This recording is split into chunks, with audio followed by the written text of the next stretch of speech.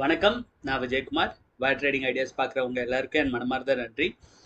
So 325 premium ஸ்ட்ராட்டஜியோடைய current result என்ன அப்படிங்கிறத ஒரு முறை பார்த்துருவோம். ஃப்ரைடே நம்ம என்ட்ரி எடுத்துட்டோம் நேற்று. அண்ட் லாஸ்ட் வீக் என்ட்ரி எடுத்ததோடைய ரிசல்ட் என்ன அப்படிங்கிறத நான் போடல அந்த வீடியோ. அண்ட் அதை அதை அதை அதோடைய கண்டினியூஷன் தான் இந்த வீடியோ. ஓகேங்களா? ஸோ லாஸ்ட் வீக் நம்ம என்ட்ரி எடுத்திருந்தது வந்து 17,050 சிஇ அண்ட் 17,150 பிஇ. இதுதான் எடுத்திருந்தோம். ஆல்மோஸ்ட் 173 அண்ட் 181 இது நான் எடுத்த ப்ரைஸஸ். ஓகேங்களா? ஸோ அதே ப்ரைஸை தான் நான் எப்பயுமே போடுறேன். ஸோ 2 லாட்டுக்கு வந்து பார்த்தோம் அப்படின்னா மண்டே மார்னிங்கே வந்து 85 ருபீஸ் ஸ்டாப் லாஸ் அடிச்சிருச்சு. அண்ட் ஈவினிங் வந்து 3:30 வரைக்கும் வெயிட் பண்ணோம். மீன்ஸ் 330 ருபீஸ் டார்கெட்டுக்கு வெயிட் பண்ணோம். பட் 328லேருந்து ரிவர்ஸ் ஆகிடுச்சு. And almost more then 50% people வந்து நம்ம குரூப்பில் வந்து எக்ஸிட் ஆகிட்டாங்க. ஓகேங்களா? அரௌண்ட் 300, 310, 315 இந்த மாதிரி டிஃப்ரெண்ட் ப்ரைஸஸில் வந்து தே ஹவ் எக்ஸிட்டட். ஸோ அதனால நான் இதை வந்து ப்ராஃபிட்டாக தான் காட்டுறேன்.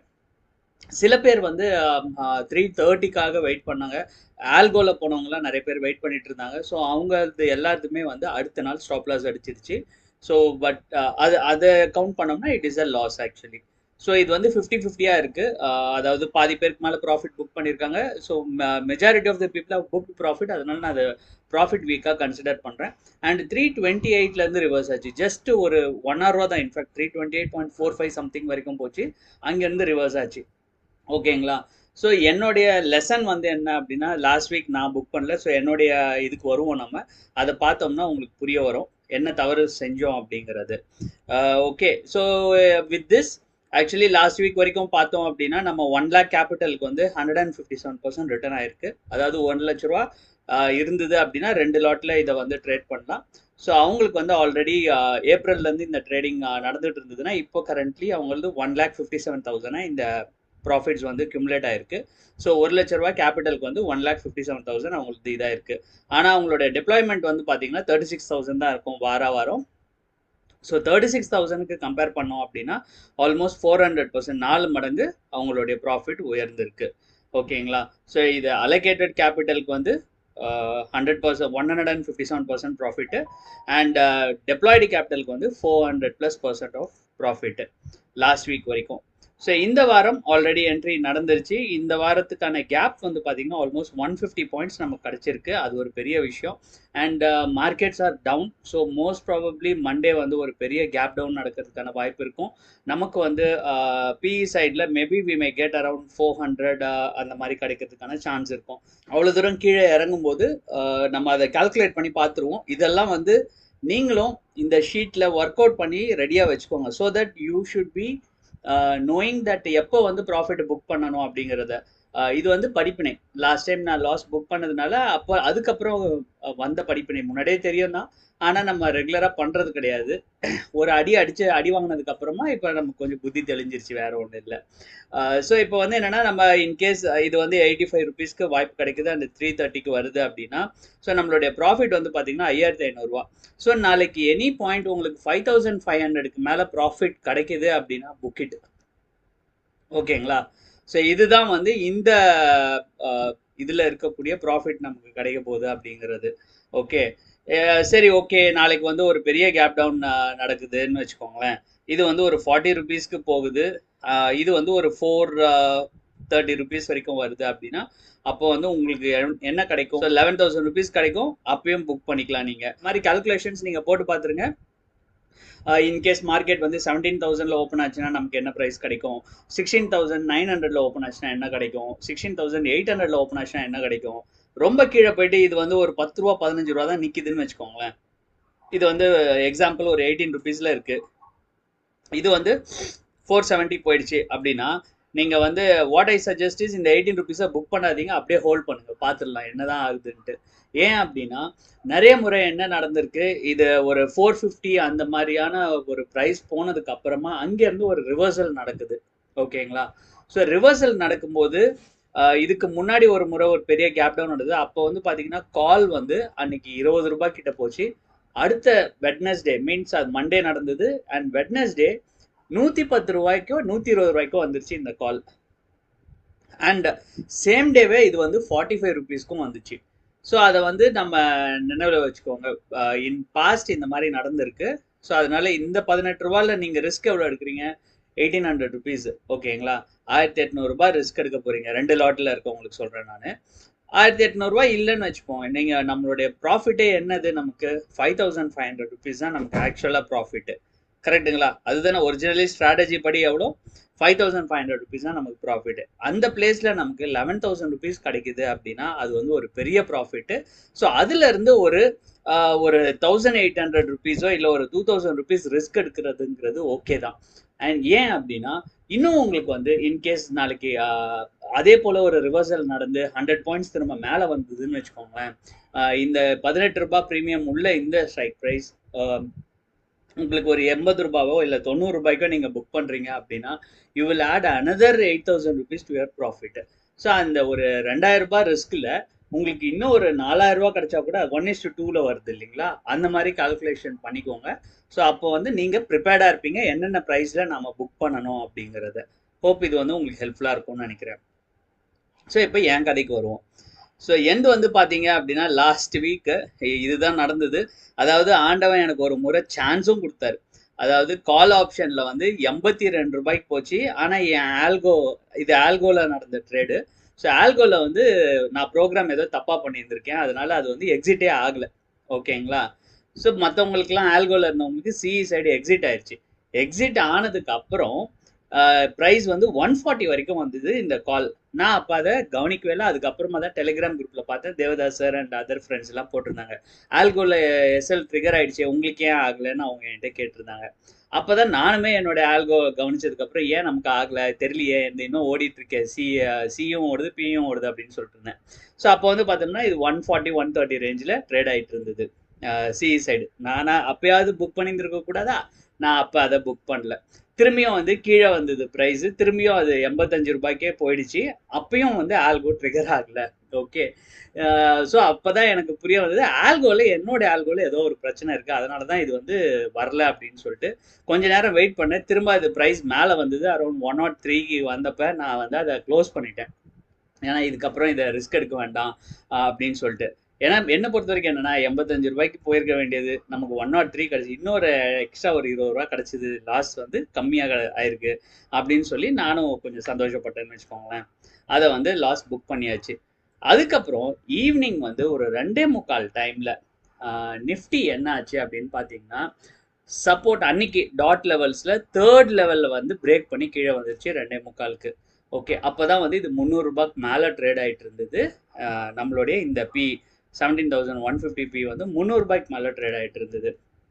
ஸோ நார்மலாக நம்மளுடைய பேக் டெஸ்ட் ரிசல்ட்ஸை படி பார்த்ததுலையும் சரி, அதுக்கு முன்னாடி நான் நிறைய இந்த இதை அப்சர்வ் பண்ணிகிட்டே இருந்தேன். பார்த்தீங்க, இதுக்கு முன்னாடி நடந்த 330க்கு அப்புறம் என்ன நடந்துச்சு அப்படின்னு சொல்லிட்டு. அதாவது 330 ஸ்ட்ரைக் ப்ரைஸ் அதாவது 330 ப்ரீமியம் ப்ரைஸ் போனதுக்கப்புறம் நிறைய முறை 400 450 எல்லாம் போயிருக்கு. அண்ட் பிஇ சைடில் வந்து ரொம்ப ஃபாஸ்ட்டாகவே நிறைய போயிருக்கு. ஸோ இதெல்லாம் தான் என் மைண்டில் வந்தது. சரி, ஓகே. அண்ட் ஆல்ரெடி லாஜிக்கலி பார்த்தோம்னா நிஃப்டியும் வந்து பிரேக் ஆயிடுச்சு, எல்லா சப்போர்ட் லெவலும் பிரேக் பண்ணிடுச்சு.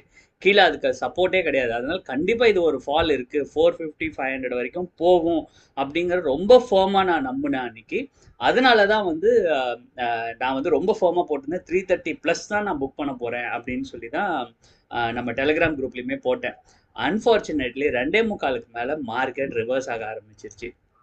எப்பயும் இந்த மாதிரி ரிவர்சல்ஸ், அதாவது மத்தியானத்துக்கு மேலே வந்து கண்டினியூஸில் ஃபால் ஆகிக்கிட்டே இருந்ததுன்னு வச்சுக்கோங்களேன், அந்த லாஸ்ட் ஒரு 3 மணிக்கு ஒரு பெரிய ஃபால் நடக்கும். இது எல்லாமே வந்து என்னென்னா அந்த பழைய டேட்டாவோடைய ரெஃபரன்சஸ் தான்.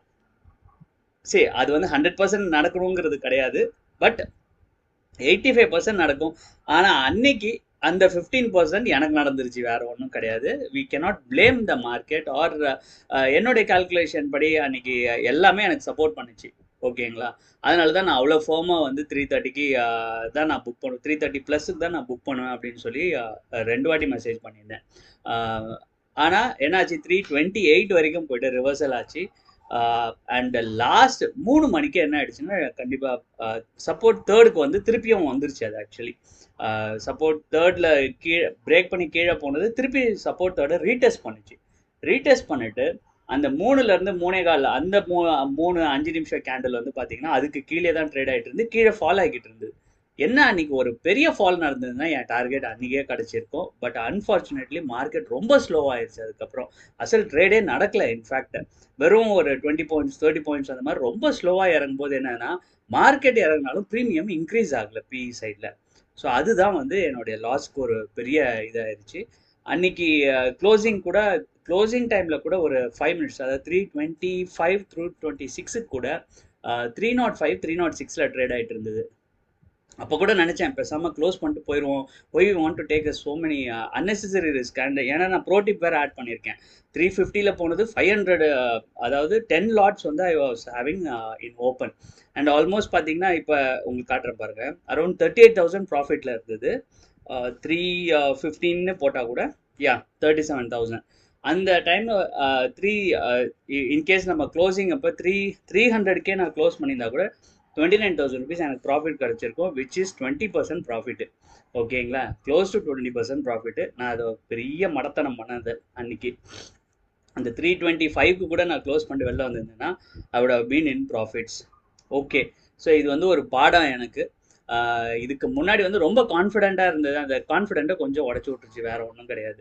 330 கண்டிப்பாக போயிடுது. 325 போச்சுன்னா உறுதியாக 330 அண்ட் 350 380 400 450 இப்படி தான் அதோடைய மூவ்மெண்ட்டே நடந்திருக்கு. ஓகேங்களா, நான் அவ்வளோ கான்ஃபிடென்ட்டாக இருந்தேன் கண்டிப்பாக நமக்கு வந்துடும் அப்படின்னு சொல்லிட்டு. ஆனால் என்ன ஆயிடுச்சுன்னா இந்த மாதிரி ஒரு பெரிய ரிவர்சல் அடித்து நம்மளை ஒரு திருப்பியும் ரொம்ப பின்னாடி கொண்டு போயிடுச்சு. இப்போ ஆல்மோஸ்ட் இந்த 3 lakh அக்கௌண்ட்டில் வந்து பார்த்தீங்கன்னா இப்போ 2 lakh தான் இருக்குது. ஓகேங்களா, நியர்லி 1 lakh வந்து கம்மியாயிருச்சு. ஏன்னா இது கூடவே ஒரு 2-3 ஆல்கோ ட்ரேட்ஸும் வர போட்டேன், அதுவும் எல்லாமே எஸ்எல். ஸோ அந்த மாதிரி எல்லாம் போக ஒரு 1 lakh ரூபி கம்மியாயிட்டு இப்போ வந்து 2 lakh ரூபி இருக்குது. திரும்ப இந்த வாரம் வந்து வெண்ட் வித் 350 குவான்டிட்டி. ஓகேங்களா, ஸோ அதை பார்ப்போம் எங்கே போய் விடுது அப்படிங்கிறது. இந்த வாட்டி எனக்கு கண்டிப்பாக ஒரு பெரிய ப்ராஃபிட் காத்திருக்கு. மண்டே வந்து ஒரு ஹியூஜ் கேப் டவுன் தான் எதிர்பார்க்குறேன். ஏன்னா எஸ்ஜிஎக்ஸ் நிஃப்டி வந்து ஆல்ரெடி 1770 ட்ரேட் ஆகி க்ளோஸ் ஆகிருக்கு. அதுக்கப்புறமா தான் யூஎஸ் மார்க்கெட்டு க்ளோஸ் ஆகிருக்கும்.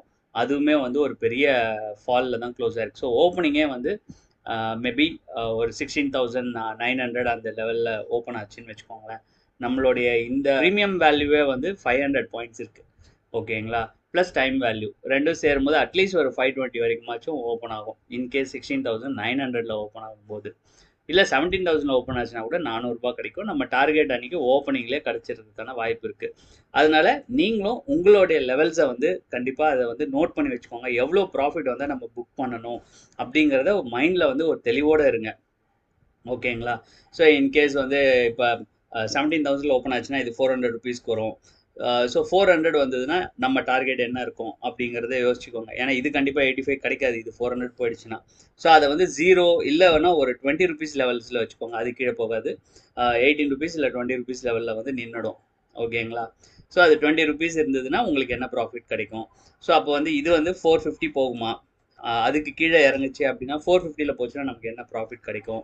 ஸோ இந்த மாதிரி நீங்கள் வந்து இந்த லெவல்ஸ் எல்லாத்தையும் மனசில் வச்சுக்கோங்க, இல்லை எங்கேயாவது நோட் பண்ணி வச்சுக்கோங்க.